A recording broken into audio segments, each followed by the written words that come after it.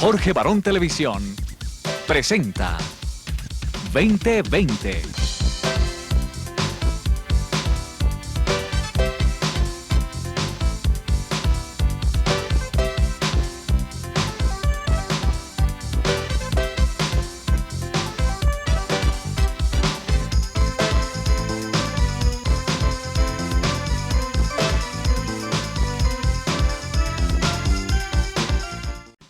Muy buenas noches a todos los espectadores de 2020, visión perfecta de la política nacional e internacional. El día de hoy tenemos a unos invitados muy especiales. Mi querido amigo Mauricio Flores Morris, profesor de Ciencia Política y Sociología, que ha dictado en las respetadas universidades de Georgetown, North Virginia y Maryland en los Estados Unidos. Es miembro además de la American Political Science Association. Mi amigo César Beltrán, publicista egresado de la Universidad Tadeo Lozano, fundador y socio de Pizarra y Oro, Publicidad y Marketing. Mi amigo Felipe Mendoza, presidente de la Asociación Colombiana de Consultoría Política y politólogo con énfasis en participación política de la Universidad Pontificia Javeriana. Y por último, mi amigo Harvey Restrepo, consultor político, miembro de la Asociación Colombiana de Consultoría Política. Caballeros, bienvenidos a 2020, visión perfecta de la política nacional e internacional. Un placer tenerlos aquí. Muchas gracias, muy amable por la invitación. Jorge, muchas gracias, Jorge. Gracias. Muchas gracias, Jorge. Listo, caballeros, entonces comencemos con la primera pregunta. ¿Desde cuándo nació su interés por la consultoría política, por todo este tema? Cuéntenos su historia de vida. ¿Cómo se interesaron en esta carrera? Bueno, ¿quién arranca? El que quiera. Bueno, cuento mi historia. Hágale, Harvey. Una vez, Harvey. Mire, lo mío, digamos que fue una curiosidad también inicial. Yo tengo una empresa una imprenta y una empresa de publicidad, y en 1997 exactamente, un amigo en común de un familiar que se va a lanzar una campaña a la alcaldía, pues me pide, él sabe que yo soy publicista, especialista en marketing, entonces me pide que lo acompañe a diseñar su estrategia de comunicación y marketing. En esa época, digamos que las campañas había participado en ellas desde el proselitismo, las había vivido en el proselitismo, pero nunca había asumido el rol de consultor político. Y en ese momento, incluso sabiendo, diagnosticando que no se iba a ganar porque el mismo candidato ya lo sabía, pues decidimos hacer la campaña. Y ese fue el comienzo de algo. Y después en ese mismo ejercicio, conozco yo una persona y vamos a hacer el primer ejercicio a cámara. En esa época eran las listas cerradas. Yo no sé si ustedes se acuerdan, era antes del momento pues donde las listas eran preferentes, antes de lo que había sucedido, donde cambió el panorama político y se turnaban el primero, luego el segundo, el tercero, y fui a una elección de cámara y ganamos. Y digamos que eso localmente me dio un prestigio, un nombre, y esa misma persona luego decidió ser alcalde. El que ganó decidió ser alcalde y me pidió que lo acompañara y fue alcalde, justamente. Y de ahí para allá se sucedieron un mundo de cosas, los amigos, se conformó un grupo político y me pidieron que los acompañara. Y rodamos en el mundo de la política hasta hoy, con mucha dicha. Obviamente, el que en política no haya pasado por perder, digamos que no ha vivido, no le ha dado la vuelta al reloj completo todavía, se tiene que pasar por ahí para poder sentir en la piel ese dolor, esa angustia también, y ni más faltaba. También lo hemos vivido. Súper, Harvey. Muy buena tu historia. Bueno, ¿quién es el siguiente? Yo me lanzo al ruedo, si me lo permiten mis contertulios. ¿Me escuchan? ¿Me escuchan? Perfecto. Ahí te trabó un poquito, pero yo creo que ya estás bien. Listo, perfecto. Pues mira, yo soy politólogo, yo tengo 40 años y mi generación somos hijos de la violencia en Colombia. El primer recuerdo político que yo tengo fue el asesinato de los 3 candidatos presidenciales del 88-89, ¿cierto? Entonces eso eso marca en mí una inquietud de por qué matan la gente por pensar y por el quehacer público. Durante toda mi vida, al final del bachillerato, estuve inmerso en procesos estudiantiles, lo cual me permitió sentar y conocer las bases de una posición ideológica diferente o alternativa, y duré haciendo política durante 15 años, que al sumarla con mi formación profesional me dio la perspectiva de entender, y como me decía en la universidad, hombre, usted es cientista político, usted tiene que saber que su rol va más allá del activismo político, y de pronto ese es un debate que tenemos que dar en nuestro momento, pero consideré que y mi esposa consideró que era mucho mejor ser consultor político que político como tal. Entonces, digamos que asumir el rol de la política desde otra posición y desde la articulación de mi profesión, de mi entendimiento y desde la interpretación, es lo que me está llevando y me llevó a construir lo que fue mi empresa consultora, que se llama Punta de Lanza, y a construir diferentes procesos, con tan buena suerte de encontrar una asociación colombiana, una gremiación de consultores que me abrió las puertas, y porque cosas de la vida le doy gracias a la vida y a los mismos socios que hoy permiten ser el presidente encargado de la asociación. Entonces, digamos que la consultoría es el resultado de un proceso de vida, es el resultado de entender la necesidad de fortalecer la democracia y sus pilares desde otra perspectiva, de entender que la política es un conjunto de actores de diferentes perspectivas, de diferentes dimensiones, y que, aquí estamos poniendo el pecho al tema, y que prácticamente eso es lo que soy, la consultoría política como un resultado de vida desde mi profesión, la ciencia política. Súper, Felipe. Muy interesante tu historia, muy interesante esa reflexión que has tenido. Entonces, ¿con quién vamos? ¿César o Mauricio? Como quieras, dejemos al más joven de últimos, a mí. Bueno, perfecto, Vale, muchas gracias, César, muy gentil. Pues les cuento que mi socialización fue muy temprana, porque a mi papá le gustaba la política, y a mí me tocó empezar a vivir política como un niño chiquito, teniendo que aguantarme reuniones de 10, 12 horas de mi papá. Después tuve la oportunidad de estar en Argentina durante el retorno a la democracia, y ahí pude experimentar lo que son las campañas políticas. Inmediatamente ahí yo ya estaba estudiando 2 carreras, economía y ciencia política, en la Universidad de El Salvador, que es una universidad muy práctica, muy empírica allá, y tuve muy buenos compañeros. Los compañeros me ayudaron mucho en la socialización política, entre ellos la ex vicepresidenta de la Argentina, Michetti, fue compañera mía y 5 o 6 más muy importantes. Luego tuve la posibilidad de ir a Estados Unidos, a Washington, ahí estudié ciencia política, y en American University, y cuando me gradué de la maestría tuve la oportunidad de hacer una especialización en Ohio State University, y ahí fue el punto de quiebre, porque algunos de mis profesores de psicología política me dijeron: hay unos modelos muy interesantes para hacer trabajos cuanto a la forma como se comportan los votantes que tiene el Partido Republicano. Entonces, cuando salí de Ohio y me fui para Washington, lo primero que hice fue aplicar al Partido Republicano para que me contrataran y me dejaran trabajar en ese grupo. Ellos, es muy selectiva, me hicieron 2 entrevistas y al final no resultó. Pero lo chistoso fue que al mismo tiempo estaba mandando hojas de vida, y me contrató una agencia que yo no sabía que era tan importante, pero era una agencia que manejaba 2 consultores demócratas muy importantes. Uno es Stanley Greenberg y otro es Celinda Lake, que son de lo top que hay en Estados Unidos, y empecé a trabajar con ellos en una cuenta que no era tan importante en su momento cuando empezamos, y era la del candidato Bill Clinton para la primera presidencia. Así que esa fue mi socialización política.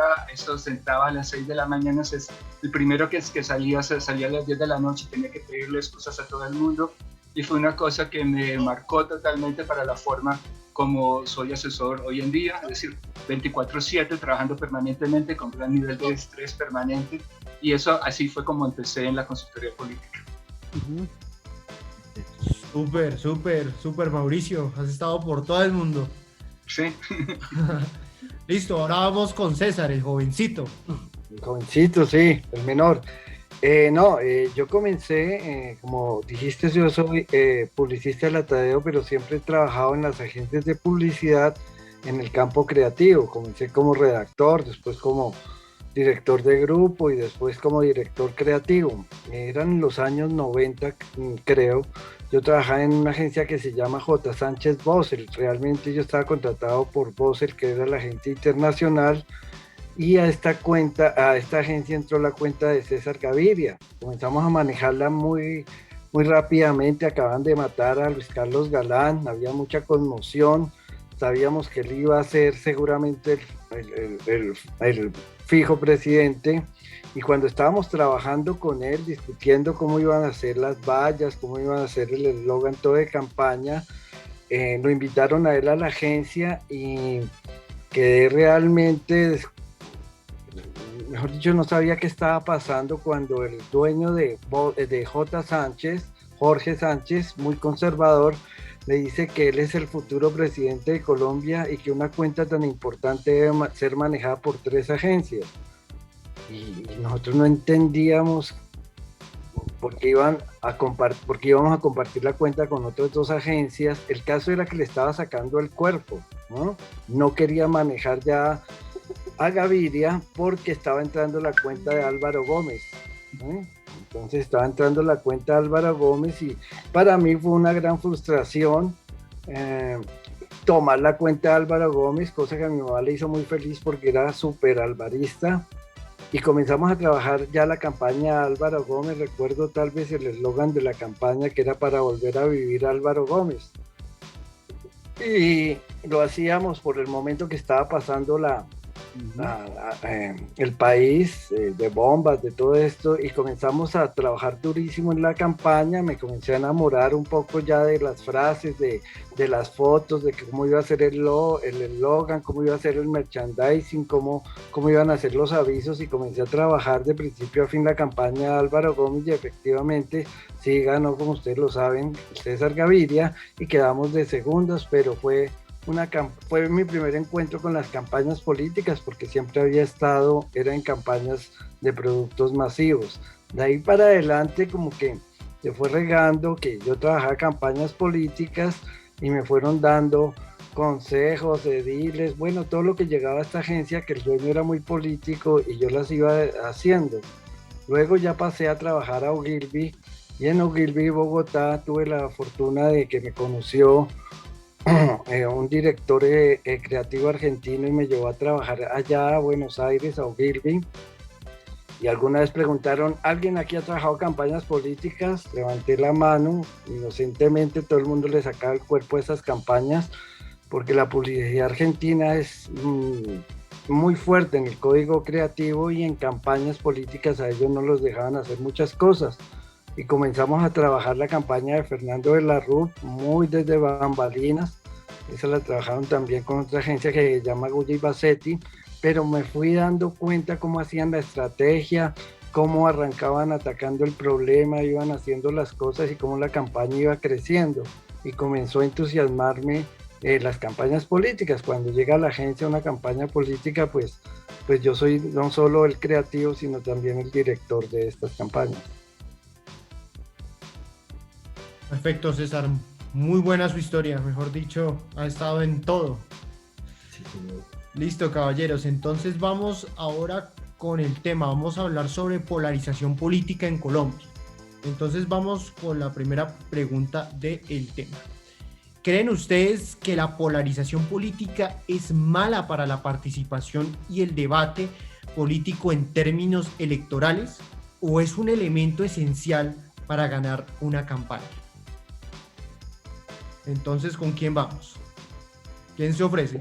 Si quiere arranco yo, o en el mismo orden, como quieran. Como queremos.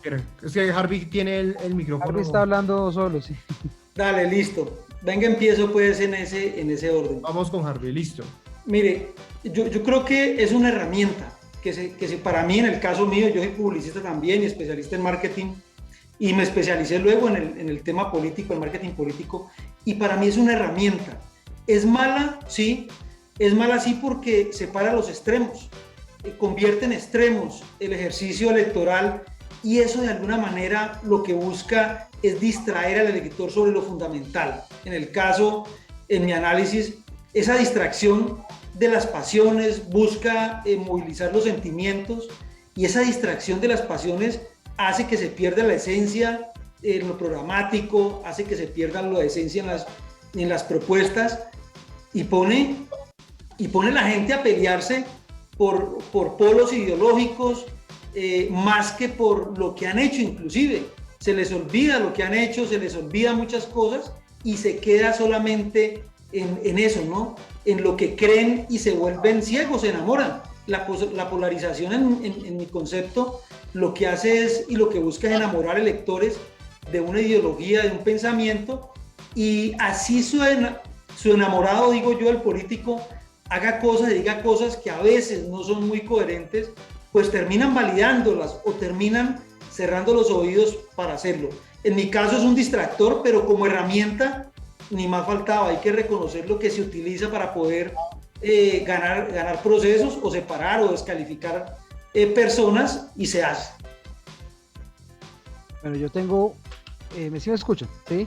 Sí, señor, sí, allá te escucho. Yo tengo varios comentarios, y es que, bueno, lo primero es que la polarización yo no la veo como una herramienta, yo la veo como una estrategia política. Cuando uno interpreta el contexto, interpreta lo que está pasando, pues uno determina por dónde arrancar a construir. Entonces ahí digamos que yo siempre he creído que la politización hace parte de todo ese backup de estrategias que uno puede implementar para cimentar el proceso político electoral desde la interpretación. Ahora, en Colombia hay que decirlo abiertamente y sin sonrojarse, y es que la polarización ha sido transversal en la historia política de nuestro país. Desde la cimentación como Estado-Nación hemos tenido nosotros una división dual de lo que significa nuestra sociedad. Entonces recordemos santanderistas, bolivaristas, después liberales conservadores, uribistas, santistas, ahora bueno, entonces esa división hace que uno vaya en el código del sujeto político en Colombia y determine que hay un ADN polarizante en nuestro ser. Entonces, recordar los efectos de la política 60, si no estoy mal, acuérdense el plan de Latinoamérica. Se te está cortando, Felipe. O el plan Lazo, en donde buscaba el tema de la doctrina del enemigo interno. Felipe, ahí se te está cortando, sí. No sé si apagas la cámara. ¿Ahí me escuchan? ¿Ya se mejoró un poquito? Sí, se mejoró un poquito, pero no sé si apagas la cámara para que te coja mejor. Efectivamente, ahí ya la apagué. Entonces, les iba diciendo que en Colombia, en el ADN, tenemos la polarización propia como un escenario necesario para hacer la política. Aquí tendemos a buscar la polarización como la estrategia base para marcar la diferencia y marcar la necesidad de por qué yo y no por qué el otro. Entonces yo sí creo que la polarización es una estrategia política que ha sido permanente en el desarrollo de la historia, pero también que ha sido y que lo tenemos en el ADN de los colombianos. Perfecto, Felipe, muchísimas gracias. Entonces vamos con Mauricio. Ok, gracias. Sí, yo creo que cada consultor tiene una visión diferente o con sus matices de lo que es polarización política. Yo como consultor, cuando entro en una campaña me veo como el piloto de un avión o el copiloto que está ayudando a volar al candidato, y el concepto de polarización es como uno de los elementos que aparece en mi panel de instrumentos, y lo que marca es cómo está distribuido la cantidad de gente que apoya o que está en contra del candidato, que tiene sus afinidades, etcétera, etcétera. Entonces es como un piloto que ve que de pronto hay una tormenta y hay procedimientos, en nuestra versión tenemos procedimientos para cómo manejar mejor estas situaciones. Lo de Colombia no es la primera vez que hay polarización, en el mundo no es la primera vez que hay polarización.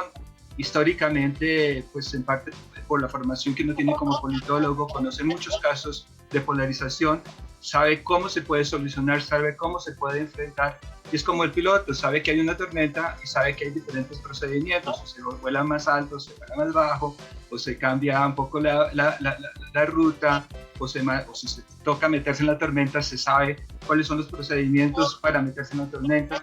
y uno de ellos es algo que nosotros manejamos que se llama agenda setting, manejar la agenda. Si la polarización está, por ejemplo, en el sentido de derecha-izquierda, de movimientos que son prosocialistas, o movimientos que son ultracapitalistas, y estamos sufriendo de ese problema, tratamos de cambiar la agenda, tratamos de que no sea lo más importante derecha-izquierda, sino de pronto lo que sea más importante sea algo que le favorece a nuestro candidato. De pronto, lo que pasó, un buen ejemplo es lo que pasó entre Santos y Zuluaga. Santos estaba hablando mucho de la paz, Zuluaga estaba hablando mucho de la economía, y cada uno estaba tratando de imponer una agenda. Lo que pasó, uno de los problemas de Zuluaga es que de un momento a otro dejó de hablar de economía y empezó a hablar de política y se metió en el terreno de Santos, y ahí fue la acabose. Esa campaña tuvo muchísimos problemas, pero yo creo que no manejar la agenda setting y no tratar de salirse de esa polarización hacia algo que le fuera más favorable fue un grave problema. Así que es un elemento más que tenemos en las campañas y que un profesional en consultoría política lo debe saber manejar. Un piloto no le da miedo a una tormenta, sino sabe cómo manejarlo, y nosotros creo que estamos capacitados para saber manejar situaciones de polarización. Listo, sí señor, muchas gracias. Vamos con César.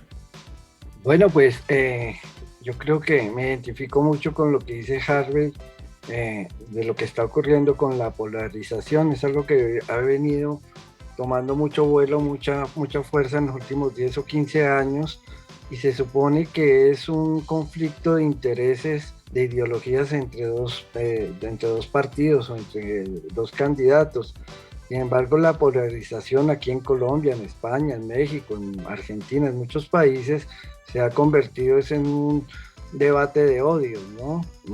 Demasiado emocional, donde ya las personas toman un partido no nada racional, sino totalmente emocional.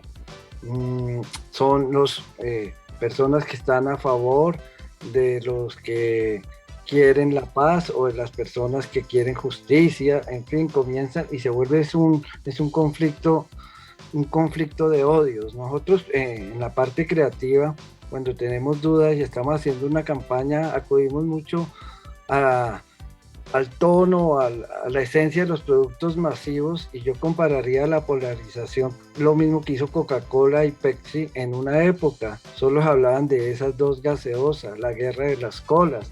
¿Y quiénes fueron los únicos que fueron ganando? Pues Coca-Cola o Pepsi, pues los demás ya no existían. En política puede llegar a pasar eso, o existe este candidato y el otro, los otros ya no existen. Al final sabemos que ellos van a terminar uniéndose a uno de estos partidos, de estos candidatos, pero siempre la guerra se va a concentrar entre dos. Se vuelve algo muy visceral esta polarización. Yo sí siento que puede hacerle algo de daño a la democracia, realmente a la esencia de lo que el partido quiere proponer. Hoy es un debate de odios, es un debate de esculcar cosas, de meter miedos. Algunos se van por el miedo, otros se van por el populismo, pero realmente no hay un debate político que le sume al país. Eso es lo que siento de la polarización.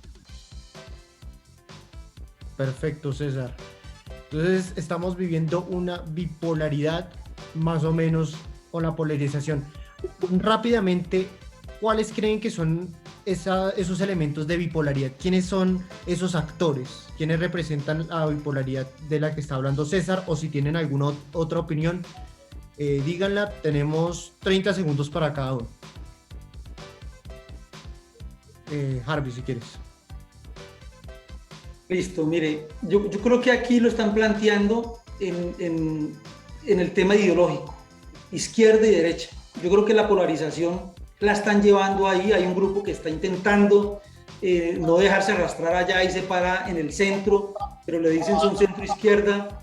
Y digamos que esa bipolarización, y bi es intentar ser o blanco o negro, o un algoritmo únicamente de dos estados. Aquí están intentando hacerlo inclusive de tres, teniendo un extremo izquierda, una derecha o extremo derecha y unos señores de centro, que no les ha cuajado mucho, que finalmente la cosa todavía está compleja, está por construir.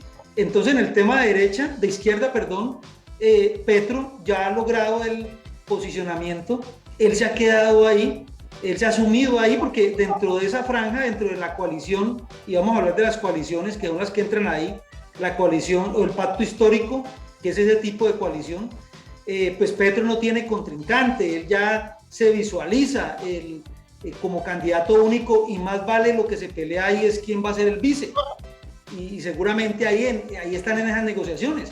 En cambio, del otro lado, esa coalición de Juntos por Colombia, lo que se está esperando en la derecha, pues todavía hay muchas dudas sobre el Centro Democrático, si tiene la capacidad para poder afrontarlo o no. Y el centro, que digamos que no es un tema de dos, está más enredado todavía, porque no ha logrado descollar todavía, o no ha logrado poner en la mesa un candidato, un nombre que seduzca y atraiga comparativamente en el ejercicio que lo está haciendo Petro también. Falta que agotemos este mes de noviembre y diciembre, porque ahí se tienen que ir cerrando muchas cosas, ¿no? Por lo menos la lista a Senado, a Congreso, y eso va a ir definiendo también en las fortalezas de esos candidatos cómo se van a dar. La elección pasada, recuerden, en noviembre, ya Duque, después de salir de esa consulta del Centro Democrático, pues ya se fue al ejercicio electoral en pleno, porque viene la desconcentración de fin de año, que es del 15 de diciembre al 15 de enero, y casi que se nos vienen las campañas grandes encima. Perfecto, vamos con Felipe. Bueno, yo voy a apagar la cámara por si se me traba el internet. Acuérdense que estoy en la bella villa.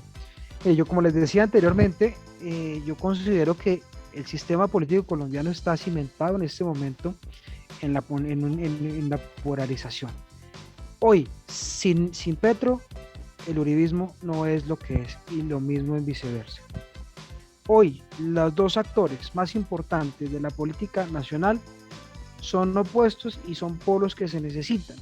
En ese sentido, lo que estamos viviendo es una potencial rotación de élites, pero también estamos viendo que estos dos componentes están cimentando y perpetuando un sistema polarizante que le está quitando la oportunidad a una opción de centro. Yo veo, y usted me pregunta cómo ve las elecciones, yo creo que en ese momento el canibalismo existente entre el centro izquierda y la izquierda no va a permitir la materialización y la unidad pragmática del sector para poder llevar la unidad.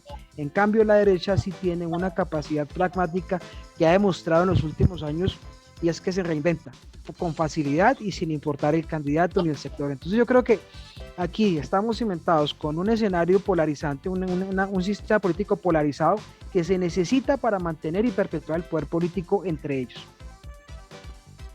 Listo, perfecto. Muchas gracias, Felipe. Dale, Mauricio. Sí, yo creo que a nosotros nos pagan en parte porque podemos pensar diferente. Como consultores podemos dar visiones nuevas. Yo le aconsejaría a un candidato que deje de pensar en derecha-izquierda y mire en los techos de votación que él tiene, cuál es el potencial de votación que él tiene. Petro tiene un techo que depende de las encuestas, puede ir del 17 al 30%. La derecha también está entre el 17 y el 30%. Así que hay un 40-45% que es en el centro. Mi consejo a un candidato de centro es que mire cómo potencializa eso con propuestas claras a votantes que les gusta la derecha o les gusta la izquierda, pero considere que el centro les da mejores garantías para los miedos que pueden tener tanto a la derecha como hacia la izquierda, y unas propuestas mucho más claras, y que cuando lo identifiquen que le den con todo. Hay muchos casos en elecciones, y es una de las cosas que más me gusta ver, es estudiar las elecciones, en que los dos principales se atacan, se destruyen, y hay un tercero vivo, más inteligente, que aprovecha esa destrucción para ganar espacio. Así que los espacios, en conclusión, no son lanzarse a la derecha, sino a la izquierda, sino enfocarse en los votantes y tratar de aumentar el techo electoral que tiene el candidato. Listo, perfecto. César, si quieres complementar la idea con la que habías concluido. Sí, yo pienso que ahora se viven no debates de ideologías, sino personales, ¿sí? Y aquí también colocándome el sombrero de asesor, siempre le digo a los políticos que he manejado que mire, aquí no se vota por el mejor político, ojalá se votara siempre por el mejor político, pues tendríamos un mejor país y todos los países tendrían mejores presidentes y mejores personas que gobiernen. Se vota siempre por el político que más guste, ¿sí?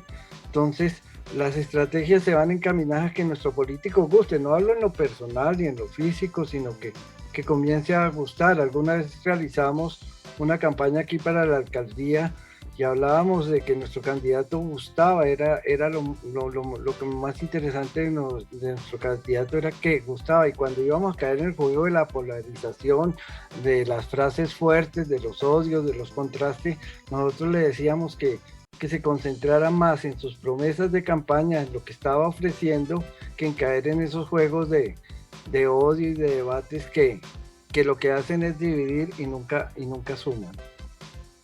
Pero, mire que yo tengo una opinión ahí, Jorge. Hágale, Harvey, aún tenemos tiempo. Mire, es que resulta que, y yo lo digo, yo veo, y atendiendo lo de Mauricio, porque tiene toda la razón en el comentario de él, pero yo le cuento que yo veo los candidatos de centro izquierda o de centro perdidos, porque parte de poder ganar el espacio es opinar. No se construye opinión si no se opina. Y mire que uno de los grandes opinadores, Robledo, por ejemplo, se dejó absorber y no tiene hoy en día, inclusive no han podido construir una identidad clara. De hecho, Dignidad se meten en embarcarse en construir una marca de partido en un momento donde no hay tiempo ni siquiera para fortalecer la marca. Y lo digo desde mi posición de publicista y estratega de branding y marketing. Y se empieza inclusive a silenciar o se empieza a opacar. Y uno ve los que están en ese centro, Mauricio, no los ve jalando opinión que pudieran hacerlo. Ya uno conoce la historia de la derecha o la tesis de la derecha, ya conoce mucho la tesis de la izquierda, pero el centro se silenció. ¿Y cómo se construye opinión sin opinar? Esa parte está difícil, porque además hay un crisol de gente que, no sé, Galán, no sé qué le pasa a Gaviria, que era alguien con que veíamos muchos descollar o como outsider entrar al juego, pero no, mire que no ha logrado atraer y seducir, que es algo muy propio. César entiende mucho de eso seguramente, en el proceso de atracción y seducción, para luego poder vincular y movilizar. No se ha dado, no hay atracción, no hay un atractivo, no seducen, y esa parte me parece compleja del centro, de esa carrera de centro. Sí, lo que dice Harvey es cierto. Una cosa que como consultor político yo me he dado cuenta es que una vez que a uno le dan un problema, uno empieza a generar un montón de respuestas mentales. Y como digamos lo hace un chef, que le dicen, bueno, ¿cómo se prepara una torta de chocolate? Hay que ver cómo la gente preparó una torta de chocolate en el pasado. En el caso, por ejemplo, de Robledo, yo miraría el caso del Frente Amplio en Uruguay, cómo el Frente Amplio en Uruguay pudo ir construyendo unas alianzas a través de una programática que no era tan de extrema izquierda como la que él puede estar enfrentando en este momento, y a partir de ahí empezaríamos a trabajar para la construcción del candidato. Pero lamentablemente lo que pasa en Colombia es que hay una desconfianza, y muy seguramente Harvey y Felipe nos pueden hablar mucho más de eso, una desconfianza entre algunos políticos y consultores.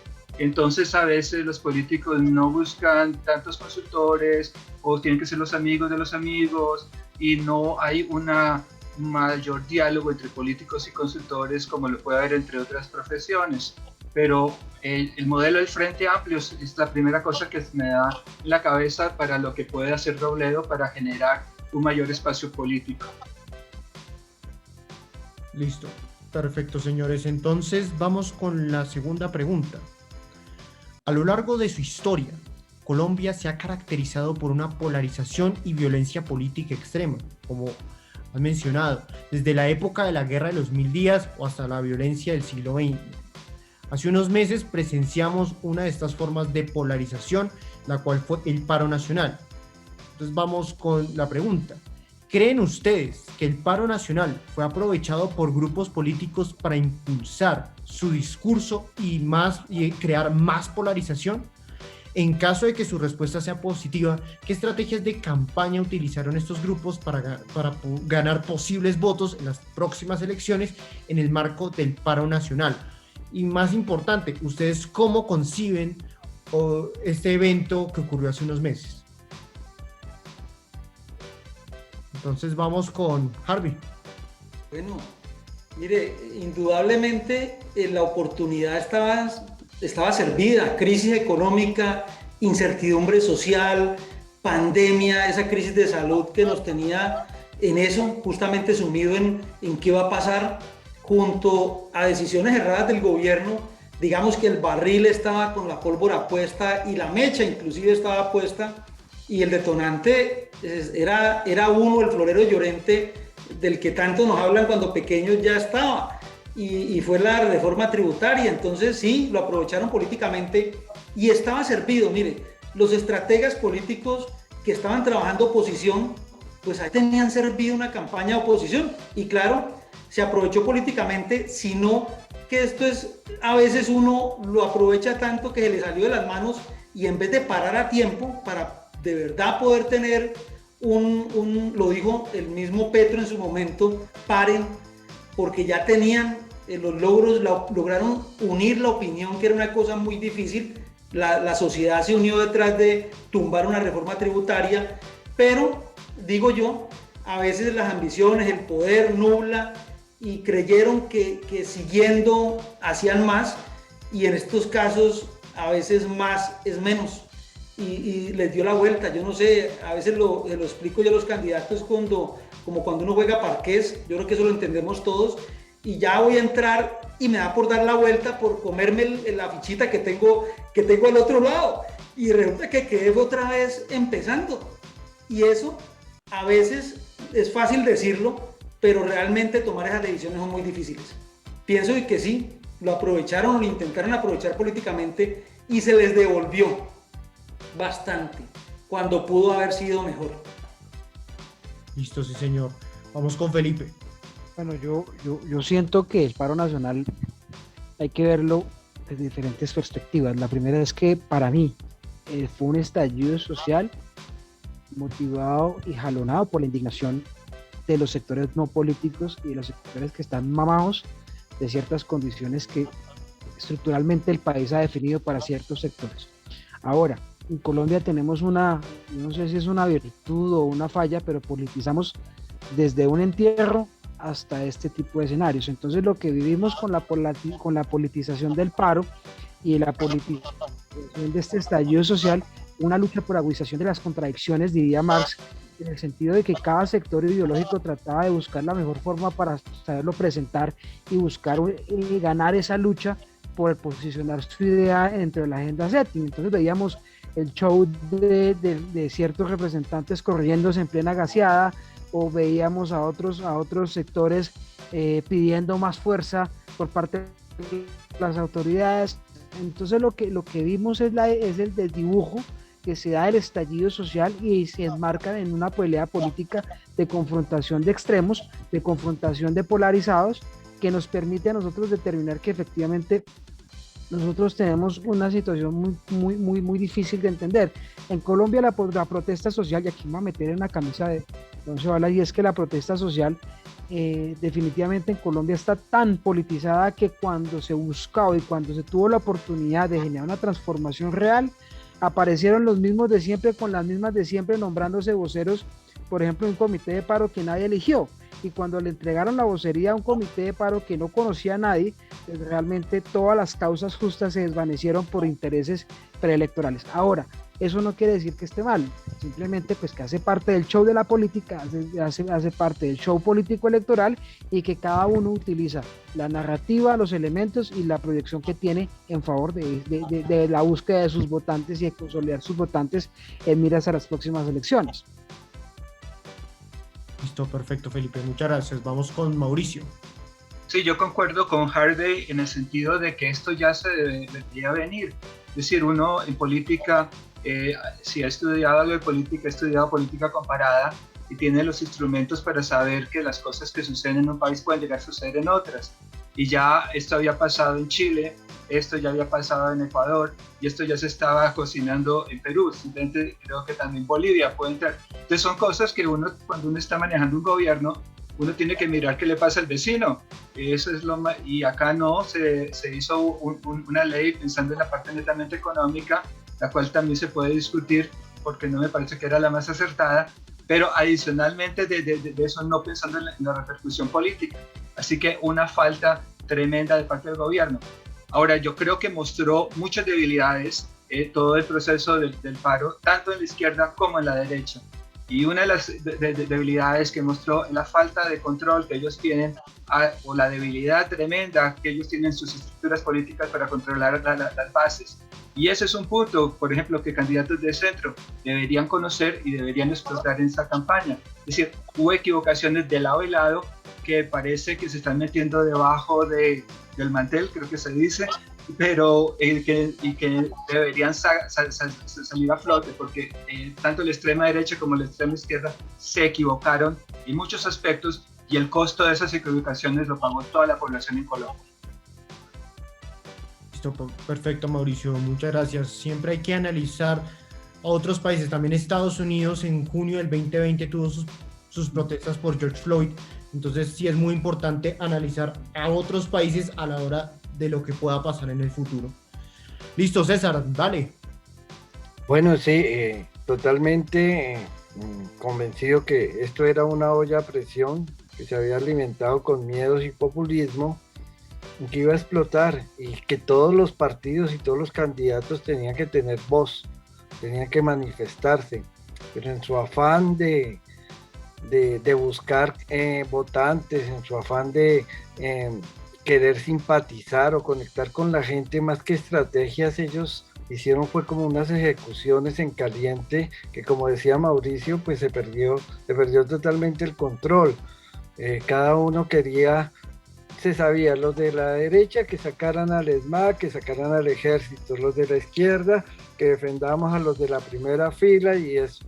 Los de la derecha iban a apoyar siempre a los candidatos de la derecha y los de la izquierda iban a apoyar lo que estaban diciendo los otros. Pero realmente, políticamente, había una oportunidad para hacer cosas interesantes de ambos lados, pero creo que salieron a pensar en caliente y no aportaron mucho y no ganaron simpatizantes, no conectaron mejor con la gente, eso es lo que creo. Jorge, permítame hacer un comentario sobre lo que han dicho, porque además estoy muy de acuerdo. Mire, no solamente no miraron los vecinos, sino que no nos miramos hacia adentro. Nosotros en noviembre del 2019, el 28 de noviembre tuvimos un estallido, ustedes no lo vieron en Bogotá tanto, pero en Cali sí, donde la zozobra fue, digamos que fue un escenario muy similar a lo que podía suceder. Y créame, eso fue antes de la pandemia, antes de que entráramos en pandemia, y no le colocaron cuidado. Yo no entendía los asesores del presidente, digo yo, la desconcentración que tenían. Obvio, pues ni siquiera pudimos ver que los chinos los estaban correteando en diciembre y no nos dimos cuenta que nos podía pasar a nosotros, pero descontemos ese tema. Lo que vivimos en noviembre en Cali era más o menos lo que nos iba a pasar y lo que nos pasó en abril. Y yo digo, ¿qué pasó? Los asesores, tuvimos un presidente que durante la pandemia, y ustedes acaban de decir algo, lo tuvimos media hora en una franja donde si querían entretener a la gente, si querían llevarla a algo, a explicarles algo, hombre, esa franja de televisión lo que terminó fue agotando y saturando la comunicación de gobierno. Y en vez de entretenernos y de servir de esparcimiento, se nos volvió fue que llegaba esa hora y no sabíamos para dónde pegar con el canal.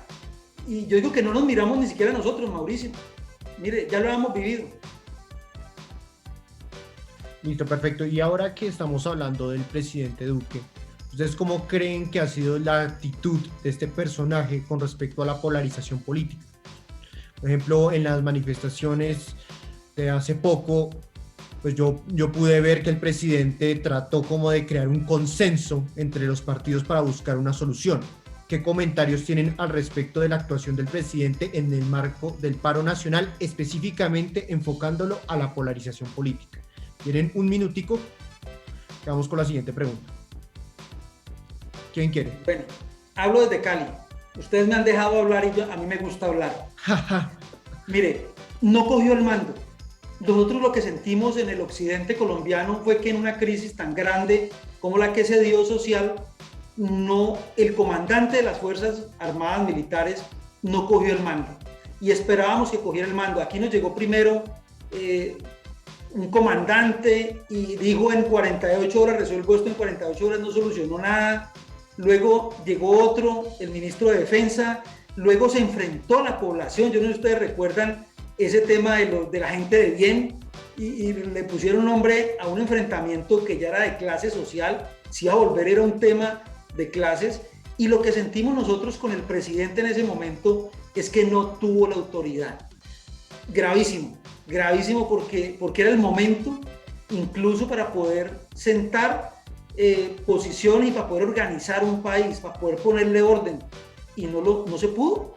Fueron meses de tragedia finalmente, donde el país, no sé, en el caso de nosotros se destruyeron muchas cosas. Listo, perfecto, Harvey, muchas gracias. Vamos, Felipe.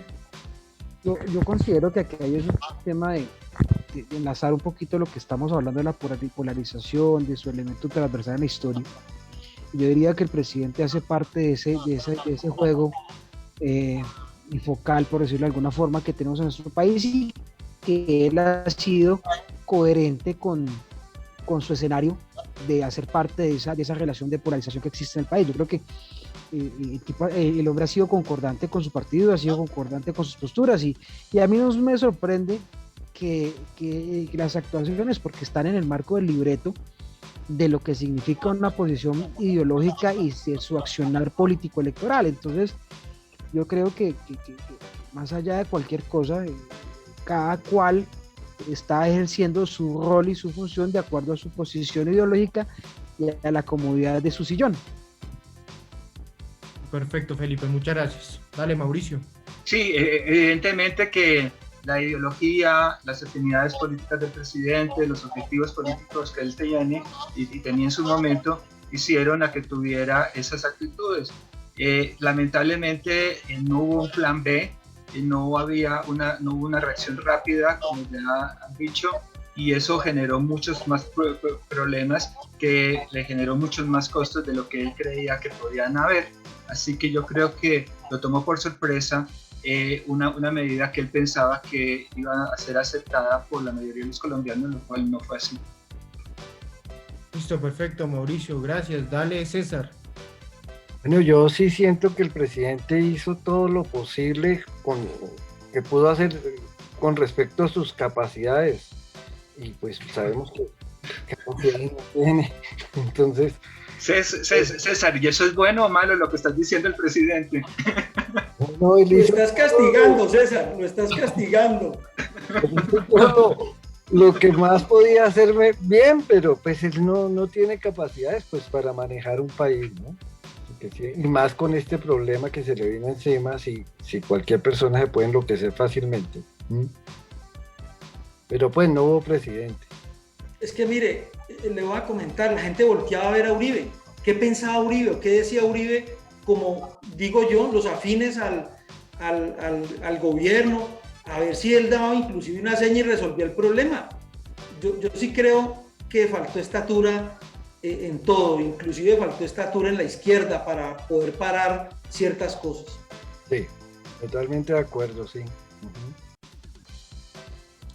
Listo, perfecto, caballeros. Muchas gracias por sus respuestas. Entonces, ahora vamos a pasar más que todo a las elecciones de 2022, las que se vienen el próximo año. Ya vamos a estar en elecciones prontamente. Entonces, pues les pregunto, de forma general, y bueno, como les dije, aunque sea un poco temprano para hacer un análisis definitivo, ¿cuáles creen que son las principales estrategias de campaña de los siguientes candidatos que aspiran a la presidencia de la República? Estoy hablando de personajes como Gustavo Petro, Alejandro Gaviria, Juan Manuel Galán, María Fernanda Cabal y Federico Gutiérrez. ¿Qué opinan de cada uno de esos candidatos y sus estrategias políticas? ¿Quién quiere ir de primeras? Vamos con Harvey. Harvey. Bueno. Hágale, Harvey. Aquí nos echamos al agua, no hay problema. Mire, hágale. Yo de Gustavo Petro, creo que Gustavo Petro es el que tiene la silla definida en el pacto histórico, en esa coalición que tiene de partidos, y está en una posición muy clara de oposición, una posición de oposición de izquierda. Él tiene que resolver un problema y se ha ido corriendo hacia el centro, y es que él en esa posición, como lo dijo Mauricio y Felipe, no gana si él definitivamente no recoge la gente de centro. No gana porque el techo del que hablaba Mauricio, totalmente cierto. Ese techo está ahí y es importante, es visible ahora, es muy notable ahora, pero no hay más. Entonces tiene que buscar ese más. Alejandro Gaviria, outsider, digo yo, un intelectual, académico, un hombre bien formado, bien hablado, pero no ha generado la pasión que se requiere, no ha generado la atracción que esperábamos todos también, porque inclusive tuvo salidas muy complejas. No sé, sus asesores, decir que es ateo en un país donde el 99% profesan fe cristiana, inclusive una fe donde antes al contrario no le han explotado ese resbalón ahí, digo yo, donde lo de la esposa y lo del tema del Banco de la República con el exministro de Hacienda casi nada, el origen del problema en su momento, el que lo tenía satanizado, salió a defenderlo, digo yo, es estar descontextualizado. Alejandro Gaviria va ahí lo tiene el Gaviria, el otro Gaviria lo tiene, el expresidente Gaviria lo tiene ahí amarrado también, porque de todas maneras es una fuerza política que lo está cobijando y que él se la quita esa sábana y lo tiene ahí. Juan Manuel Galán, un delfín que apuesta al prestigio de su padre, tampoco le ha dado, siendo un tipo de toda mejor dicho, lo que tiene detrás, el background que tiene detrás es más grande que lo que él puede dar, y así ha pasado. María Fernanda Cabal, uribista, con posición de derecha muy fuerte, defensora del estamento, porque ella misma, pues su esposo, imagínense que es Fedegam, digamos, en pleno. Entonces ella está ahí, ella está haciendo el trabajo de derecha. Inclusive yo creo que en el tema de opinión ella tiene cautivo, y esa es la tarea, tener cautivo esa gente que tiene que sentirse representada en esa derecha fuerte. Es una mujer que no tiene problema para hablar y para decir lo que piensa, y le importa muy poquito lo que los demás piensen también, que no estén de acuerdo con ella. Le interesa más cuidar los que están con ella y los que piensan similares, que no es poquita gente, no es muchísima gente. Y Federico Gutiérrez, un buen gobierno que se le cayó con todos los problemas que trae y que se dieron con Hidroituango, ¿no? Yo creo que es un prestigio de un alcalde de Medellín. Mire que todos vemos Medellín, vemos Barranquilla también, y pensamos que son buenos gobiernos, que han venido haciendo buenos gobiernos, pero siento que ahí se le desbarató la bicicleta, se le soltaron unas cuantas cadenas, porque definitivamente lo metieron en algo y tampoco ha sobresalido, la verdad. Ahí están. Falta que se definan las consultas, ¿no? La verdad también. Estamos todavía muy crudos en eso. Sí, falta la consulta del Centro Democrático, porque se tendría que definir entre Oscar Iván Zuluaga, Paloma Valencia y María Fernanda Cabal. No, y hasta la consulta mire, la que se dio el domingo pasado, las de Colombia Justa y Libre también complejas, la de la coalición, póngale cuidado, la coalición de la experiencia. Ustedes vieron hoy en día en las redes cómo está sonando el exalcalde de Bucaramanga y cómo se voltearon muchas cosas. Todavía falta cuajar este noviembre que no está fácil. Listo, perfecto, Harvey. Vamos con Felipe. Bueno, yo veo dos momentos en el proceso de las elecciones de 2022. Más que hablar de personajes e individualidades, quiero hablar desde la perspectiva macro de lo que yo percibo. primero, hay una recomodación de las fuerzas políticas desde la polarización, desde el juego de la polarización, en donde cada partido y cada sector está jugando su bloque por revisar cómo queda, qué tiene, qué no tiene, qué efecto de tracción puede generar en la sociedad. ¿Para qué? Para después en una recta final ya pasar y empezar a consolidar los abanicos de los candidatos por sector ideológico. Yo creo que en este momento lo que se ve es como una operación embudo en donde van más de 30 candidatos que sistemáticamente empiezan a organizarse y a buscar generar tracción entre ellos para poder presentarse como candidatos viables, con potencia y mostrándose como opción de poder. En ese orden de ideas, lo que consigo es que aquí hay que ver muy bien cómo se vean proyectando las tendencias, los comportamientos en el mensaje, en las estructuras de campaña, y cómo esta lógica de la antilógica para la interpretación nos va a permitir sacar unas recomendaciones y unos puntos de escenario lo suficientemente contundentes. Entonces yo creo que ese juego de reacomodación política está generando lo que llaman la correlación de las fuerzas, y sobre esa correlación de las fuerzas empiezan a diseñarse ya unas estrategias de acuerdo a los personajes. Listo, perfecto. Muchas gracias, Felipe. Muy buena tu explicación macro en general de las próximas elecciones. Vamos con Mauricio. Sí, para contestarte sobre las 4 figuras que nos preguntas, yo creo que el problema con Petro es que tiene muchos handicaps, para no repetir la palabra problema. Uno que se autoimpuso, que es una lista cerrada. En este momento hay una lucha interna entre muchos sectores para ver quién queda, quién no queda.